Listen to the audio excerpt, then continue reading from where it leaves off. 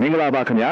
ဒီနေ့ကျွန်တော်တို့ကိုနောင် home decoration and painting ကနေအပြင်နေရာဆေးတွေတတမကုန်ကွန်းဘာကြောင့်ကြွတယ်လဲဆိုတဲ့ပြဿနာနဲ့ပတ်သက်ပြီးအင်ပိုင်ရှင်တွေထိထားတဲ့အချက်အလက်လေးတွေကိုမျှဝေပေးတော်မှာဖြစ်ပါတယ်အပြင်နေရာဆေးကြွခြင်းဆိုတာအင်ပိုင်ရှင်တော်များများကြုံတွေ့ရဘူးတဲ့ပြဿနာတစ်ခုပါဒါကအင်ရဲ့အလားအပါကိုထိခိုက်စေုံတာမကဆေးပြန်တုပ်ဖို့အတွက်ကုန်ကျစရိတ်ကြီးလည်းရှိလာနိုင်ပါတယ်ဘာကြောင့်ဒီလိုဖြစ်ရတာလဲဘလို့ကာကွယ်နိုင်မလဲဆိုတာတွေကိုလေ့လာကြည့်အောင်တစ်ရာသီဥတုတန်ကြောင့်ဆေးကြွခြင်း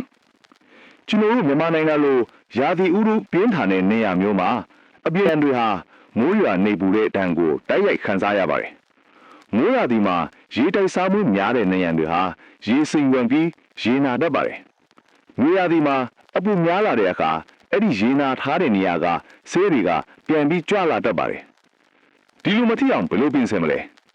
နေရန်ကိုရေတိုက်စားမှုနဲ့အောင်ရေတားတုံးတွေထည့်သွင်းတာပရင်းပေါဆန်းရှည်တွေဆလက်အမိုးတွေဒါမှမဟုတ်တွတ်အမိုးအဝဲတွေထုတ်ထားခြင်းအပြင်နေရန်ပြင်ကိုရေတိုက်စားမှုအားနည်းအောင်ကြိုတင်ပြင်ဆင်ထားတင်ပါတယ်နှစ်ဆေးဘုံသို့မဟုတ်ခန်းစေစီလာရဲ့အဲရာကြောင့်ဆေးကြွခြင်းဆေးတော့ပြီးရက်အနှဲငယ်အတွင်းဆေးတွေပြန်ကြွတဲ့ချိုးတဲ့ပြဿနာကတော့ကိုရွေးချယ်အသုံးပြုထားတဲ့ဆေးဘုံရဲ့အဲရာကြောင့်ဖြစ်နိုင်တယ်လို့ခန်းစေစီလာရဲ့အဲရာကြောင့်လည်းဖြစ်နိုင်ပါတယ်ဒါဖြင့်ဗတ်တီးရိုက်ထားပြီးကစားနိုင်ပိုက်အတွင်းမိုးပြင်းပြင်းမိရင်လည်းဗတ်တီးရနေရန်ကိုဆွဲကပ်အားနေပြီးပြန်ကြွတတ်ပါတယ်ဘယ်ဆေးကအဲရာဖြစ်လဲဘယ်လိုသိနိုင်မလဲတိမ်အသုံးပြုထားတဲ့ကာလာဈေးနဲ့ခန့်ဈေးတွေဟာအကောင်းစားတွေလို့ဆိုပေမဲ့လေတခါတရံဆေးဘုံတွေရဲ့အဲရာကြောင့်ဖြစ်တတ်ပါတယ်ဒါကြောင့်နေရန်တွေရက်အနှဲငယ်အတွင်းဆေးတွေပြန်ကြွလာပါကဘယ်ဆေးကအဲရာဖြစ်တာလဲသိနိုင်ဖို့အတွက်အခြားနေရန်အသေးတစ်ခုမှာ sample စမ်းသပ်သုံးကြည့်ပါ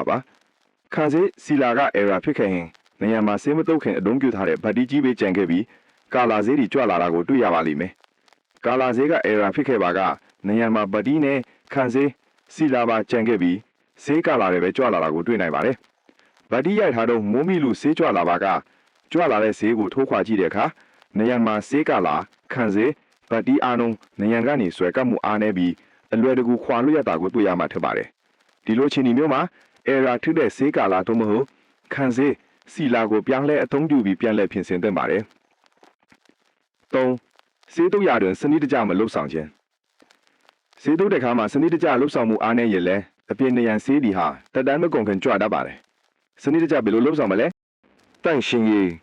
နေရန်များအစိုးရမကြံတော့ပဲခြောက်တွေ့တဲ့အခါမှာတန့်ရှင်ရေးကိုတေချာစွာလှုပ်ဆောင်ပါ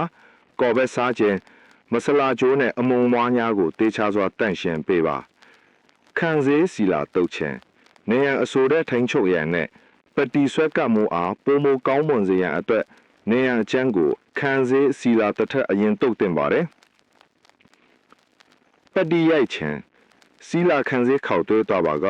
ပတိဝမ်ကုတ်ကိုပြီးလက်မီအနေငယ်ရောဆက်ပြီးစတင်ရိုက်နိုင်ပါတယ်ပတိတူးကုတ်ကိုတော့ဝမ်ကုတ်ပတိ6တဲ့ချိန်မှာသာဆက်လက်လှုပ်ဆောင်တင်ပါတယ်ကောဘက်စားခြင်းနဲ့တန့်ရှင်ရေးပတိရိုက်သည့်လုံမှန်ပြီးစီးလို့6တွေ့သွားပါကကောဘက်စားခြင်းကောဘက်အမုံမွားများကိုတေချာတန့်ရှင်းပြီးမှခန်းစေးစီလာတုပ်ခြင်းနဲ့ကာလာကြီးအဆင့်ဆင့်တုပ်ခြင်းလုပ်ငန်းများကိုစနစ်တကျလှုပ်ဆောင်ရမှာဖြစ်ပါတယ်ရာသီဥတုတတိထားခြင်းနေရန်ပတိရိုက်သည့်ဆေးတုပ်လုပ်ငန်းများလှုပ်ဆောင်နေခြင်းအတွင်းမိုးရာသီအချိန်အခါမှာလှုပ်ဆောင်ရပါကကိုလှုပ်တဲ့အဆင့်တိုင်းမှာပတိအော်ကာလာစီမချုံသွေးခင်မိုးမိလားဆိုတာတတိထားသင့်ပါတယ်စီရွေးချယ်ခြင်းခန်းစေးစီလာကိုအဆူတဲ့ထိုင်းချုံနိုင်မှုရေစင့်ဝင်မှုကိုတားဆီးနိုင်သည်ကာလာဆေးကိုဆွဲကပ်မှုအားပိုမိုကောင်းမွန်စေမဲ့စီလာခန်းစေးကိုရွေးချယ်ပါကာလာဆေးကိုရာသီဥတုအတန်ကိုခံနိုင်သည်အပြင်းနေရတော့ထုတ်လုပ်ထားတဲ့ exterior paint စင်ညာကိုရွေးချယ်အသုံးပြုသင့်ပါလေလို့အကြံပြုရင်းကိုနောင် home decoration and painting ကနေပြန်လည်မျှဝေပေးလိုက်ပါတယ်ခင်ဗျာအားလုံးပဲအိမ်နေရန်ဆေးကွာထင်ပြဿနာကနေကင်းဝေးပြီးလှပတဲ့အိမ်ပိုင်ရှင်များချစ်ကြပါစေလို့ဆုတောင်းပေးလိုက်ပါတယ်ကျေးဇူးတင်ပါတယ်ခင်ဗျာ